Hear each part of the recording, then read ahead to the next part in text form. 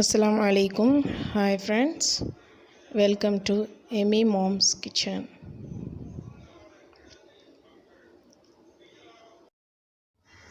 இன்றைக்கி நம்ம என்ன செய்ய போகிறோம்னா இஃப்தாருக்கு ஏற்ற ஒரு கோல்ட் ட்ரிங்க்கு 1 லிட்டர் பசும்பால் எடுத்திருக்கேன். இது பசும்பாலை நல்லா காய்ச்சி சீனி போட்டே நல்லா காய்ச்சிக்கோங்க. இது ஏற்கனவே நான் ஃப்ரிட்ஜில் வச்சு எடுத்திருக்கேன். பால் ரொம்ப கோல்டாக இருக்கும். இதில் நான் அகர்கர் க்யூப்ஸு கலராக அகர்கர் க்யூப்ஸ் செஞ்சு பிங்க் கலரில் 2 டேபிள் ஸ்பூன் போட்டுக்கோங்க. அடுத்து ரெட் கலரில் 2 டேபிள் ஸ்பூன் போட்டுக்கோங்க.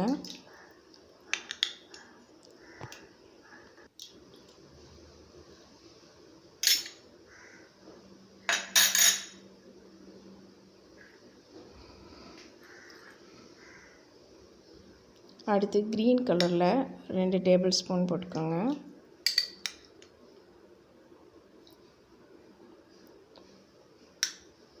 அடுத்து ப்ளூ கலரில் 2 டேபிள் ஸ்பூன் போட்டுக்கோங்க.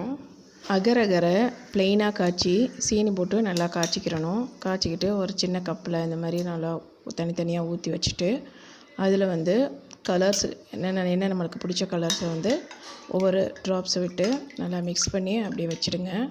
அது நல்லா இறுகின பின்னாடி நல்லா சின்ன சின்ன க்யூப்ஸாக வெட்டி இதில் நீங்கள் மிக்ஸ் பண்ணிக்கலாம். இப்போ இது கூட ஜனதா ரோஸ் சிரப் எடுத்திருக்கேன். நீங்கள் என்ன ரோஸ் சிரப் வேணாலும் எடுத்துக்கலாம். இதில் ஒரு 1/2 கப் எடுத்து மிக்ஸ் பண்ணிக்கோங்க. அதில்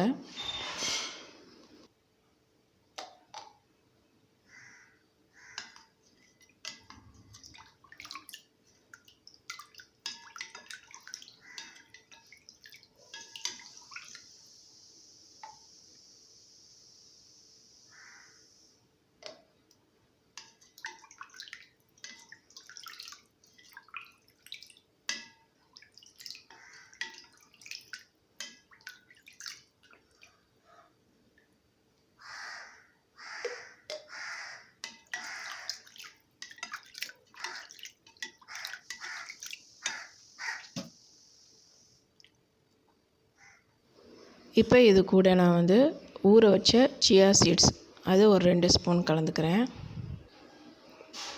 இதையும் நல்லா மிக்ஸ் பண்ணிடுங்க.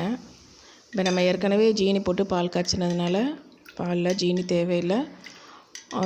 ரெண்டாவது இதில் ரோஸ் எசன்ஸில் வர இனிப்பு இருக்கும்.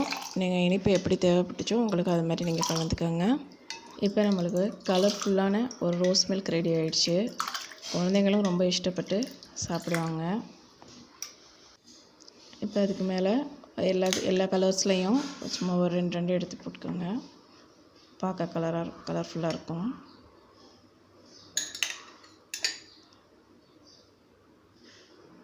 அவ்வளோதான், ஃபினிஷ் ஆகிடுச்சுங்க.